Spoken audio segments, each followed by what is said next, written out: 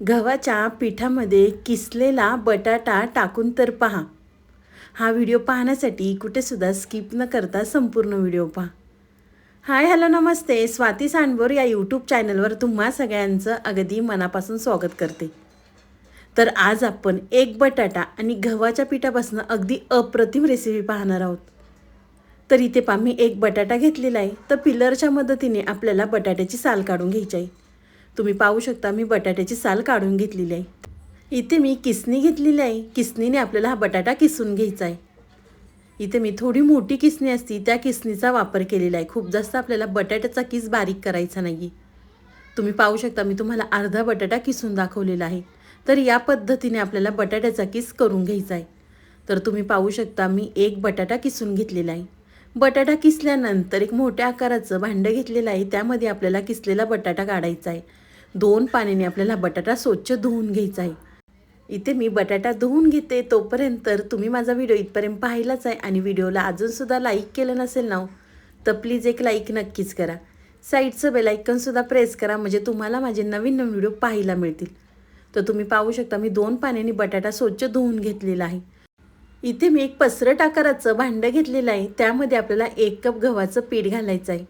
तुम्हाला ही रेसिपी किती जणांसाठी बनवायची त्यानुसार तुम्ही गव्हाचं पीठ बटाटा कमी अधिक करू शकता। 1 कप गव्हाचं पीठ घेतलं की त्यामध्ये आपल्याला किसलेला बटाटा घालायचा आहे। इथे मी एक छोट्या आकाराचा कांदा बारीक चिरून घेतला होता। तर आपल्याला त्यामध्ये कांदा घालायचा आहे। भरपूर चिरलेली कोथिंबीर घालायची आहे। कांदा कोथिंबीर घातल्यानंतर अर्धा चमचा यामध्ये आपल्याला हळद घालायची आहे। 1 चमचा मिरची पावडर, अर्धा चमचा आपल्याला यामध्ये काश्मीरी मिरची पावडर घालायची आहे। तिखट तुम्ही तुमच्या आवडीनुसार कमी अधिक करू शकता। अर्धा चमचा जिरे पावडर, 1 चमचा आपल्याला त्यामध्ये ओवा घालायचा आहे। ओवा थोडासा हातावर चोळून घातला की पदार्थाला चव मात्र छान येते। ओवा घातल्यानंतर चवीनुसार मीठ घालायचं आहे। चमच्याने आपल्याला सगळे एकजीव करून घ्यायचं आहे। लगेच आपल्याला पाणी घालायचं नाही आहे। आधी ते मी चमच्याने सगळं छान एकजीव करून घेते। इथे आपण तिखटासाठी मिरची पावडर वापरलेली आहे। तुम्ही यामध्ये बारीक चिरून हिरव्या मिरच्यासुद्धा वापरू शकता। घरामध्ये जर लहान मुलं असतील ना, ते खाणारे असतील ना, तर तुम्ही यामध्ये मिरची पावडर वापरू शकता। चमच्याने एकजीव करून घेतल्यानंतर त्यामध्ये आपल्याला पाणी घालून हे पीठ छान व्यवस्थित मिक्स करून घ्यायचं आहे। लगेच जास्त पाणी घालू नका, थोडं थोडं पाणी घालून आपल्याला हे मिक्स करून घ्यायचं आहे। तुम्ही ही रेसिपी मुलांच्या टिफिनसाठी किंवा नाश्त्यासाठी अगदी झटपट तयार करू शकता। खूप जास्त वेळ लागत नाही। मुलांना सकाळच्या घाई गडबडीमध्ये तुम्ही जर नाश्त्यासाठी बनवून दिली ना, अगदी 5 ते 6 मिनिटात ही रेसिपी तयार होते। तर तुम्ही त्या ठिकाणी पाहू शकता, मी पीठ छान व्यवस्थित मिक्स करून घेतलेलं आहे। मला ह्या पिठासाठी 1 ग्लास पाणी लागलेलं आहे। तुम्हाला पाणी कमी जास्त लागू शकतं। पीठ व्यवस्थित मिक्स केलं की एका साईडला पॅन गरम करून घेतलेला आहे। त्यामध्ये आपल्याला तेल घालायचं आहे। तुम्ही तेल किंवा तूप दोन्हीसुद्धा वापरू शकता। पॅनला तेल लावल्यानंतर तयार केलेलं मिश्रण आपल्याला 2 चमचे तव्यामध्ये घालायचं आहे आणि हलक्या हाताने आपल्याला हे पसरवून घ्यायचं आहे। अगदी व्हिडिओमध्ये दाखवते ना, त्या पद्धतीने करून घ्या। इथे मी बटाटा वापरलेला आहे। तुम्ही कोणत्याही भाज्या या ठिकाणी वापरू शकता। किसलेलं गाजर, किसलेला कोबी किंवा किसलेला तुम्ही यामध्ये फ्लावरसुद्धा वापरू शकता किंवा कोणती पालेभाजीसुद्धा वापरू शकता। बटाट्याच्या ऐवजी तुम्ही कोणतीही भाजी वापरा, करायची पद्धत अगदी हीच आहे। तव्यावरती पसरवल्यानंतर आपल्याला 1 मिनिटासाठी झाकण ठेवायचं आहे। 1 मिनिट झाल्यानंतर मी झाकण काढून दाखवते। तुम्ही पाहू शकता, जी वरची बाजू आहे ना, ती कोरडी झालेली आहे। त्यानंतर आपल्याला दुसऱ्या साईडनी पलटी करून छान दोन्ही साईडसुद्धा खरपूस आपल्याला भाजून घ्यायचं आहे।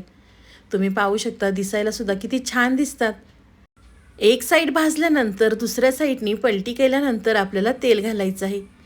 या रेसिपीसाठी खूप जास्त तेलसुद्धा लागत नाही। अगदी कमीत तेलात ही रेसिपी छान तयार होते। तुम्ही या ठिकाणी पाहू शकता, दोन्ही साईडनी छान खरपूस मी भाजून घेतलेला आहे। खायलासुद्धा अगदी चवदार लागतात। मुलं तर खरंच अगदी आवडीने खातील। दोन्ही बाजूंनी सुद्धा भाजल्यानंतर एका साईडला काढून घेते आणि अशाच पद्धतीने इथे मी बाकीचे सुद्धा करून घेते।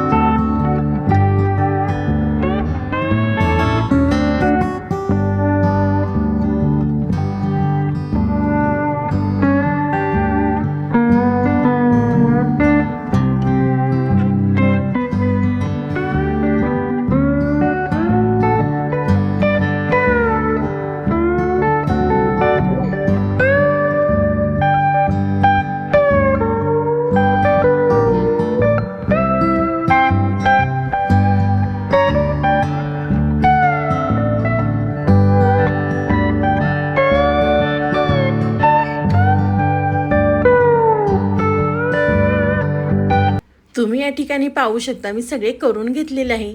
तर एका प्लेटमध्ये काढून घेते. तर मस्त आपले हे बटाट्याचे थालीपीठ तयार झालेले आहे. तुम्ही याला बटाट्याचे धिरडे किंवा थालीपीठ तुमच्याकडे काय म्हणतात ते मला नक्की कमेंट करून कळवा. तुम्ही हे थालीपीठ टोमॅटो केचप संग किंवा मेयोनीज संग किंवा हिरव्या चटणीसोबत सुद्धा खाऊ शकतात. तुम्हाला ही माझी आजची रेसिपी कशी वाटली ती मला नक्की कमेंट करून कळवा. व्हिडिओ आवडला तर व्हिडिओला लाईक, कमेंट, सबस्क्राईब करायला विसरू नका. तुम्हाला माझा व्हिडिओ खूपच मनापासून आवडला असेल ना तर व्हिडिओला जास्तीत जास्त शेअर करा. तुम्ही माझा व्हिडिओ कोणत्या शहरातनं किंवा कोणत्या गावातनं पाहता ते सुद्धा मला कमेंट करून नक्कीच कळवा. तर चला, तुम्ही माझा संपूर्ण व्हिडिओ पाहिल्याबद्दल थँक्यू सो मच. पुन्हा भेटूया असाच एक छानसा व्हिडिओ घेऊन. तोपर्यंत स्वस्त खा, मस्त रहा. बाय.